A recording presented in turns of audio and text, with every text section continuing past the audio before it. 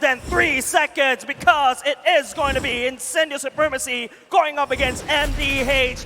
Who will be able to pick up the most priority pick? That's what we are looking out for. And it is going to be Incendio in the first pick.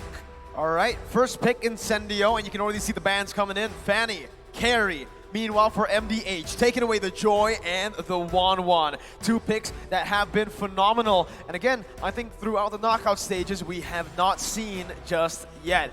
Wolf, should we expect something different from the draft coming in from the first match of the day, where S11 and RSG let a lot of these heroes open? Remember, Fanny wasn't banned nor picked at all in match 1. Yeah, to answer your question, yes, I think we're going to see it differently aside from the fact that Eve is going to be the priority for both teams. Because if you look back during the group stages, both these teams, even when they're playing in different groups, they have prioritized that hero. So apart from that, I think we can see somewhere along the lines of maybe a Lolita perhaps, because it was banned out in the earlier stages. Even a Hayabusa at this point is not a long shot for both teams. It is as well. It's going to be MDH banning away the counter. I feel like this between these two teams is going to be the battle between the majors, right? It's going to be the battle of Rosa going up against Need My Help, right? And I feel like this first pick is definitely going to go for that Eve. But rest assured from the side of Incendio, even if the Eve is not picked, there is always that Farsa that, you know, Rosa could actually fall back to. Incendio have a lot of options to play with, right? I mean, when you talk about Incendio in the group stages, sure, we could just talk about the gameplay, but personally for me, I felt like their drafts were really impressive, and they have a chance to once again display it here by going for a flex pick. Yep. Eve is the prio pick. That's what we expect them to go for, but they can also just go for something like a Grok, or perhaps just a Valentina, a flex that can dictate the drafts. With the Valentina first pick, though, it's a hero that we have not seen a lot of here in the knockout stage. It's weird, right? But at least in the lower bracket, we haven't seen that before. Now it's one of those priority picks that you can never really go wrong, because no matter what your opponent picks up, you have a chance to copy it. Fredrin is also a priority for MDH. They will not be taking it.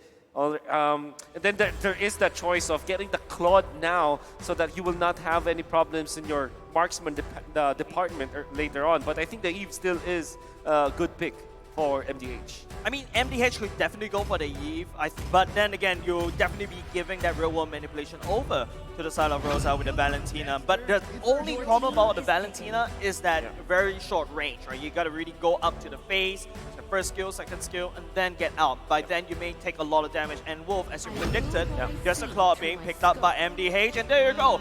Leslie going in to the side of Incendio.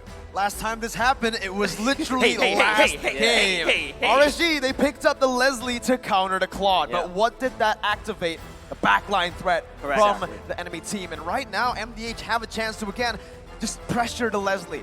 In lane, I would say, Leslie is such a good pickup against the Claude, but in these team fights, it's so difficult to pull her off.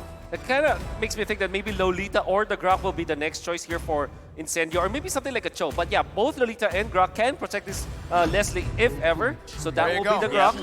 And I guess what's different here is that the Leslie is an anti-tank in a way, so Fredrin might not have the best time for this one. Your prediction has been going pretty well right there. Grok being picked up by the side of Incendio, and then it's going to be a Hayabusa over the side of Joga. Yeah, we mentioned this too. You are about to mention that. What is? You're on fire right here, Wolf. Maybe because at least this is what we saw in the group stage. And Incendio, with all due fairness, we saw a lot of games from them. They played 5 games. So there's a big sample size on the patterns that they're doing. So this looks to be one of the more standard ways that Incendio is actually drafting towards. Kufra banned too. Incendio might be setting up for an assassin pick for themselves. Meanwhile, here we do have a fun fact for everybody back at home. TNTK, the coach of MDH Esports, was a player of CyberX together with Nard and in MSC 2021. Yeah, I remember You like that. the way I said his name, Yeah, of course. I've been listening to you during the group stages, but of course, you know, looking at the bands coming from MDH, right? And then looking at the bands coming from Incendio, I could smell a link coming up. But then again, you know, Hilda is wonderful to counter against that that link. But as well, from the side of MDH, they need to ban away the Hilda because you also want to protect your Hayabusa during the earlier part of the game. But because, you know, MDH doesn't pick up the Eve early on in the draft, you are going to expect Incendio's never going to let that go. I wonder if MDH is considering either a Farsa or maybe even a Xavier. The thing with, or Lilia, I mean. Lilia is a hero that you don't give really a good ultimate to the Valentina as much as you would like an Eve or a Farsa. And that's also true with the Xavier. So instead, it's going to be Lolita. As we expected earlier on, it's going to be great versus the Leslie. You understand why they took that up. Oh, they pick it up quick. And Wow. the There it is. S-Test 2 in for Incendio Supremacy. They pick up that Martis that's going to be so good up against this composition that wants to technically CC you down. Need my help on that Xavier. All right, we've got our draft set. Need my help's going to be very careful here because last time we saw Incendio play the Grok, Alien went for Weapon Mastery and all he did was flicker to the mid laner and the gold laner. Yeah, I feel like the last part of the draft was very rapid fire. Feels like Incendio MDH, before entering the banning phase, they know what they're going to go for. So expect them to be comfortable in talking about execution. But in terms of the team composition, Wolf, what are each team good at? You know, late game is definitely what MGH wants to go for. They want to make sure that the Xavier as well as the Claude is going to output the damage. But when it comes to like the actual composition, if it's a head-to-head, I think that the team fight will definitely be favoring Incendio Supremacy. This is the Turkish Ube that we saw during the group stages. We call it Turkish Delight in the Tagalog stream when I was casting there. But I don't think that it's a thing in the internationally, but at least in the Philippines, it's a thing. Turkish Delight, right? You know what? Let's bring it to the English desk.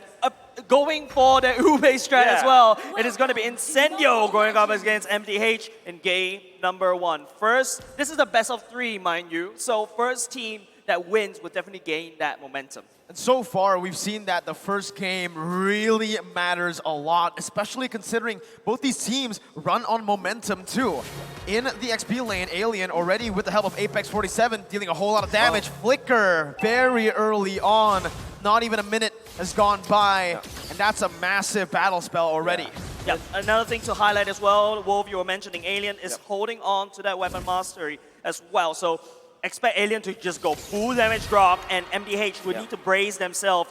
That wild charge may not be just only an engage tool, it's gonna hurt. Yeah, this is a weapon master Grok. By the way, this is the 3rd time that Incendio did this, and it seems like what the King actually did is a response to what Incendio has been doing for the past 3 games when they're doing the XP lane Grok. Because what he did was to sacrifice his battle spell so that at least he'll get 2 minions, because the Grok blocking the lane in the XP lane is actually difficult to deal with if you don't sacrifice anything. So this is like actually MDH correcting the laning stage against Incendio Supremacy. Yep, right now, TNZ on the other side of the map, the turtle will be spawning at the bottom side instead. It is also a 2-1-1 composition coming up from both these two teams, prioritizing on protecting their marksmen to get them up to standard, up to the items. But here we go, Nart finding Apex in the jungle. 47, Apex 47 is down.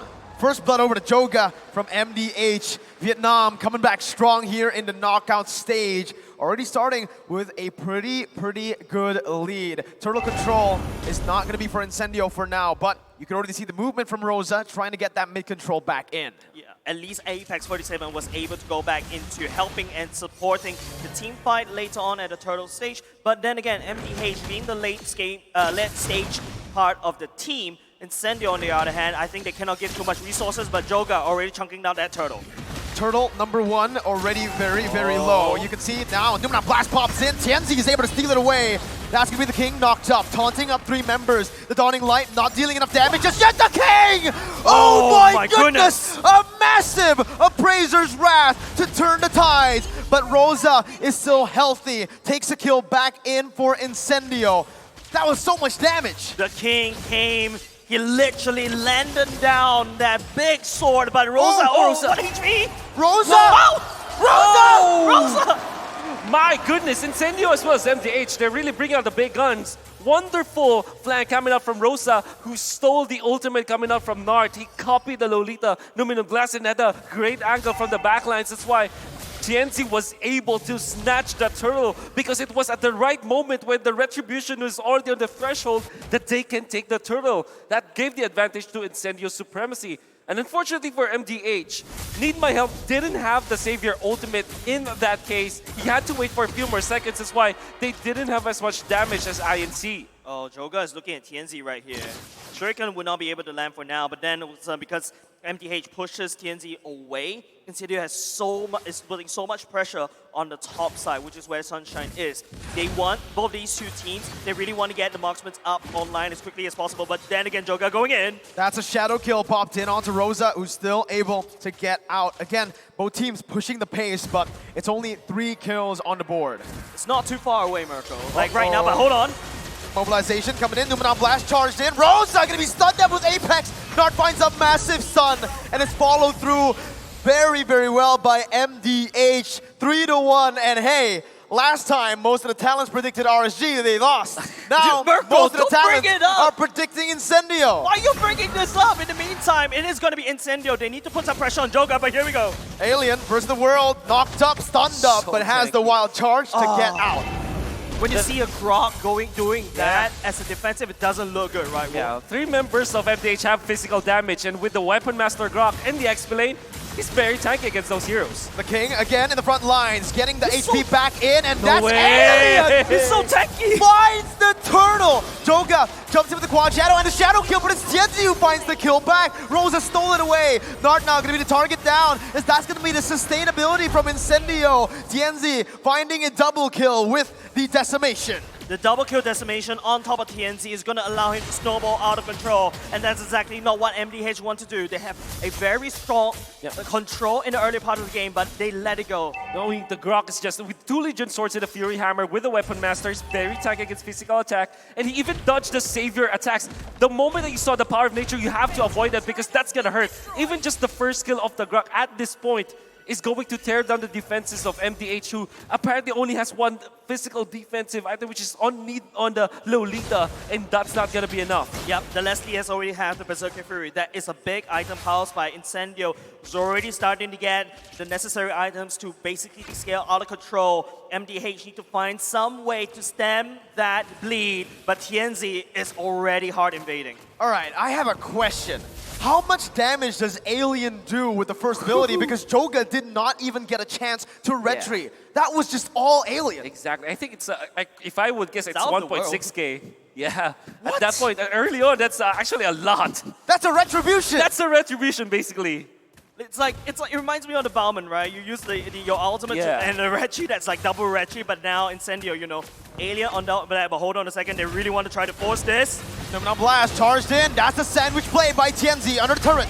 Finding one. Joga looking for the quad shadow. Sunshine flickering out. Has that sustainability to help him out. TNZ is going to be able to find a decimation. Teleports back. It's a disaster for MDH. It's a double kill for TNZ. And they're looking to capitalize on to the first turret up in the gold lane. TNZ is building a snowball out of the dead bodies of MDH. Incendio, on the other hand, is just so strong against MDH. I thought there was a chance for MDH, but then Incendio snuff it out. And they get the turtle, they get the turret up top too. In fact, inching the lead out to what? Maybe 6,000 gold up at this moment. You're gonna have to hand it to INC. This Turkish delight strategy with their Estes is just so good. It's not a delight. No, Man, look at my that! Alien goodness. jumps in with a wild charge. Oh my goodness, the healing comes in clutch too. The King unable to find the Appraiser's wrath. And again, I do believe it's not a Turkish delight because MDH are not enjoying it. Oh, they're not enjoying, definitely.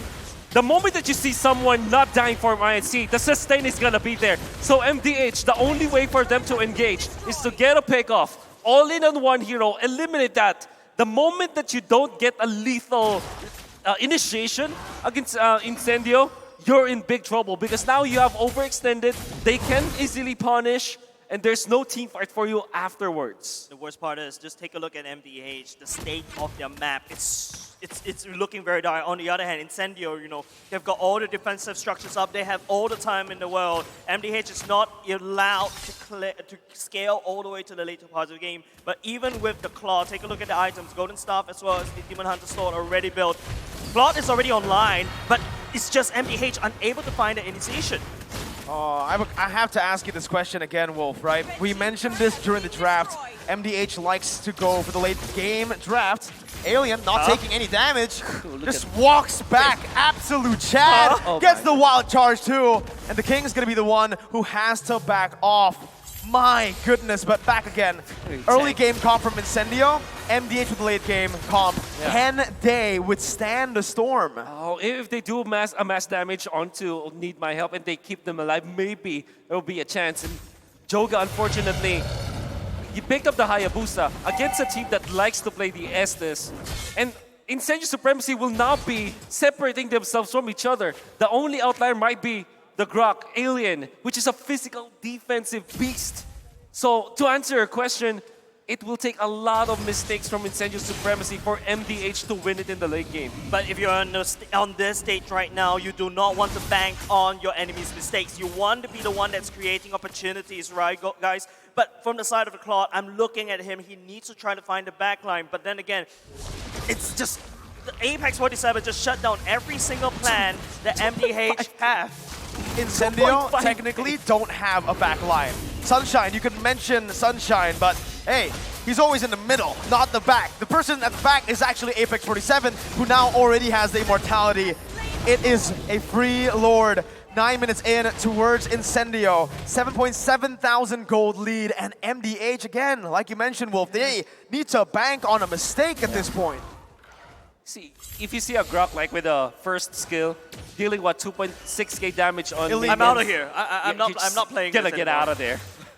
And I think he's building up. He already has Pepsi, so with wild charge from the bush, he is gonna pack up a punch. A punch? You mean getting knocked up in the Is air? that what you call a punch in the Philippines? That is not a punch. That's not a punch. Because Incendio right now, they're marching down with that Lord on the top side. MDH, you saw, even with Xavier, the items, it's not enough damage to do anything at all. The ultimate just barely tickles the Lord, not even trying to steal that Lord away.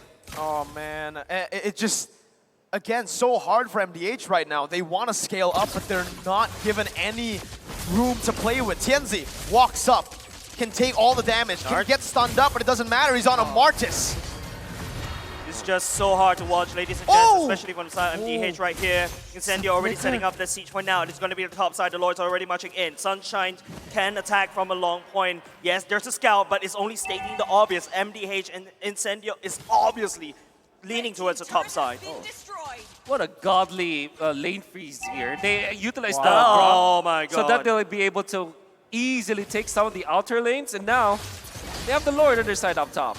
Well, one thing that MDH has going for them is that high ground. Alien! With the flicker onto Nart, that's the cancel, and that will give them the free base turret.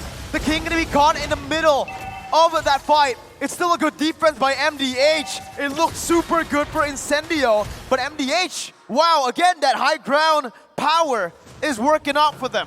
Man, MDH, that could have gone so worse. Look at the Dawning Light, just barely tickles Incendio right now. They're so far ahead. Sunshine's already taken up top. It's going to be a fight. That's the sustainability right now as Tianzi jumps in, disrupting everything. Gonna be taken down. Tianzi was waiting there for the BMI. Now it's gonna be Need My Help, who's gonna have to back off. Apex 47 smacks.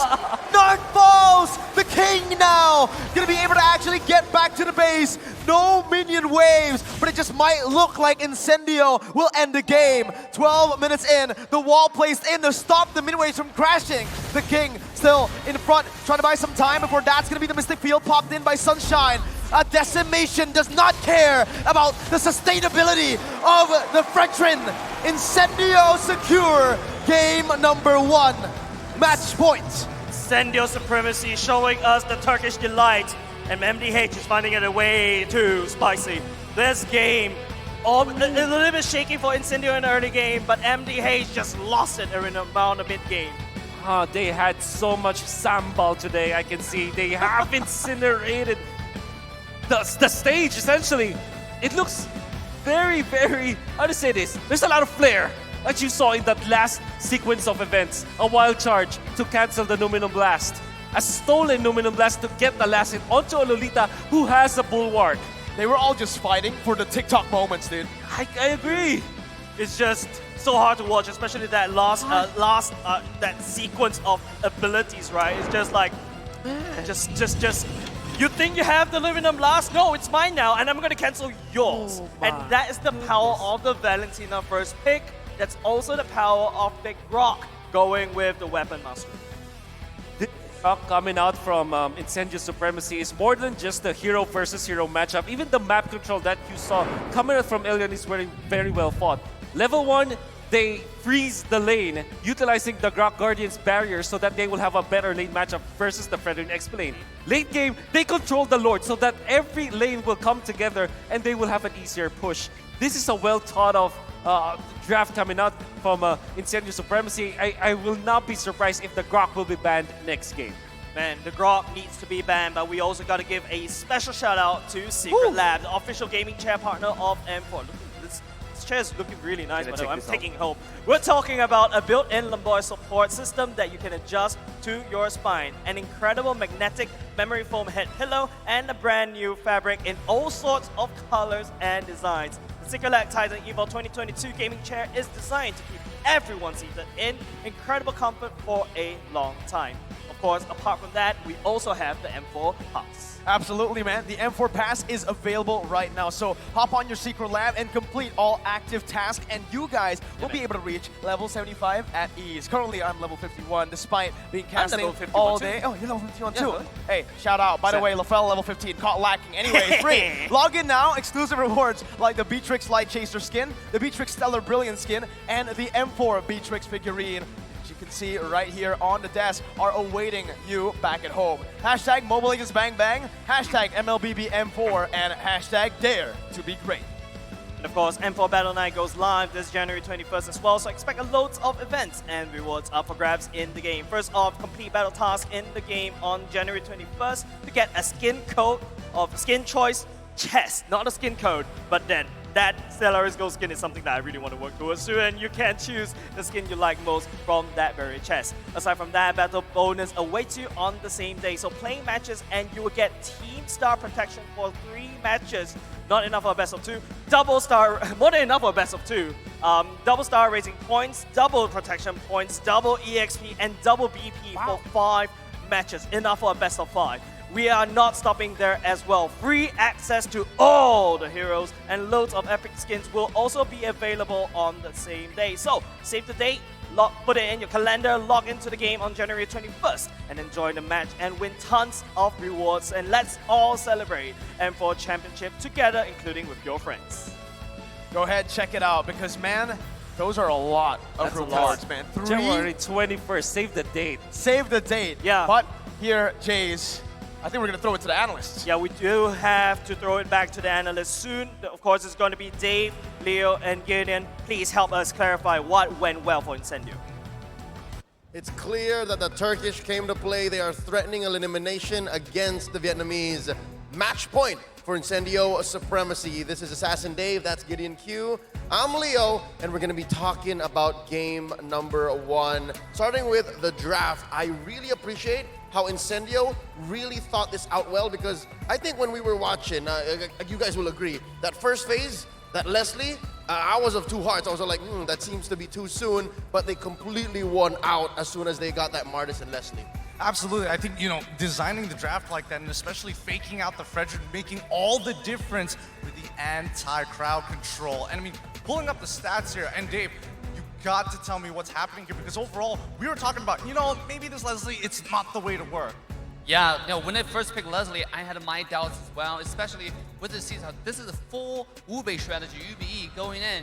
But at the same time, the other side has Lolita, right? MDH draft seemed okay. But Rosa, this guy is built different gaming. The entire game, he copied Lolita Nunan's Blast, his ultimate, and just win him. We saw a better mid lane who's playing Lolita. That is insane. Yep, and by setting up that Estes, I meant the Estes and the Martis in the later half, essentially they shut down MDH's early game plans. It was so hard to beat Joga in this game. I think, overall, you say that, Joga, it's tough, of course, but even more so, it was supposed to be Fredrin that had to go into the jungle. They eventually had to give it over to King, considering the lineup, so that made it even harder, and things just spiraled out of control. And Incendio Gaming showing and living up to their name. They want the supremacy. They want to dominate. And let's take a look at the stats. Rosa has 92% kill participation, same as Apex 47, 100%. Meanwhile, coming to the other side, despite the fact Need My Help taking down the Xavier, the character is supposed to have global presence, but yet he only have 67% kill participation on that. I think a lot was hedging on the fact that Need My Help needs a lot of time. And this being a 12-minute game, Incendio Supremacy just had a clearer vision of how to execute from early, mid, to late. And again, just in the draft alone, big picture, right? You have a Claude, you have a Savior, and you have a Hayabusa that needs to snowball. There's a lot that's contradicting already in the lineup that MDH brought out. Personally, for me, I think, late game compositions are slowly starting to fizzle out. It just takes too many resources to make something work. And if you are going to be playing for the later stages of the game, it has to be dedicated to one person and not multiple. There just aren't enough resources on the map for a 12-minute game. Absolutely. Hayabusa, Claude, and Xavier, just a little bit too much for them to take. If they would have opted to go with something like Eve, it could have turned out to be a lot better in that game. So in going to game 2, MDH going to change their strategy. We shall find out. Yep. For MDH, it's a matter of time, so they only have so much. Again, literally just one game away from elimination. And who's responsible for that? Well, a majority of it on the shoulders of our MVP. We're going to have to give it over to TNZ. I have to stress this out. There's two kinds of MVPs, right? The setup and the payoff. He was both. You have great setup as a Martis, you're CC immune, you have a good amount of CC yourself, and then you have that Decimate, you just go off. And he built a hybrid Martis. Absolutely. It does show that the base damages of Martis is something to be very aware of, because all he needed was a Hunter Strike. He's building in towards his next item, but he can decide what he wants. Does he really want to get a Curse Helm? Does he want to go to Blade of Despair? Or even Malefic Roar? That's up to him. It really allows him to play flexibly. Yeah, and I just want to give the highlight again to all the team that supported make this happen. That Estes really shined to make the Martis, where TNZ is able to do whatever he wanted across the map without worrying about dying, right? The blessing of Moon Goddess is way too much on the healing there. I'm telling you, this team is slowly molding themselves into the Turkish delight that's really going to sway your opinion and join the dark side of Turkey. Yeah, and again, I love how you put up the fact first, Dave, that it's off of Apex 47's amazing Estes, combined with him, TNZ, prioritizing the top boots. You're safe and you're clear from CC, at least from the early game. Yeah, that 30% CC reduction helps a lot. And then, again, you can build up between Hunter Strike, you move on. You want to be more aggressive, you want to be more defensive, and I think that's what made TNZ all the more worthy of the MVP. He was able to make the right decisions, and in the first 5 minutes, which again was basically half of this game, it's 12 minutes, he was all over the map. You don't expect this kind of heat map from a hero like Martis. You're expecting more of this from a Joy, from a Ling, from all those mobility-based heroes, but not TNZ, not as Martis. No, absolutely not, especially when he's hovering around his orange buff very often. But notice the hottest spots on the map, towards the turtle side, towards the bottom side, as well as we look to the top, that river crab as well. He's looking for opportunities to apply pressure, especially when he's purposefully getting seen by the enemy support. Now, I like this heat map because it shows exactly how aggressive he's playing. He's serving the traditional tank role of discovering vision, getting the information on the opposition side, and providing to the team. And given that his entire team is following him up, it goes back to once they have the information, you have to pay attention to Rosa in the next game. The setup was too much. Now, I want to say, when they first picked Valentina, it was a little bit, okay, Eve's still on the table, like what about the early game? But he proved me wrong. Now, game 2, I'm looking forward to the Rosa, the star of the match. Oh yeah, and I'm sure that's a true for MDH as well. But now they have to get into the game once more, reset and redeem themselves. Let's throw it over to the desk. What do y'all think? Thank you very much. It is going to be Leo, Gideon, and Dave as well. Thank you very much for the analyst. I think I agree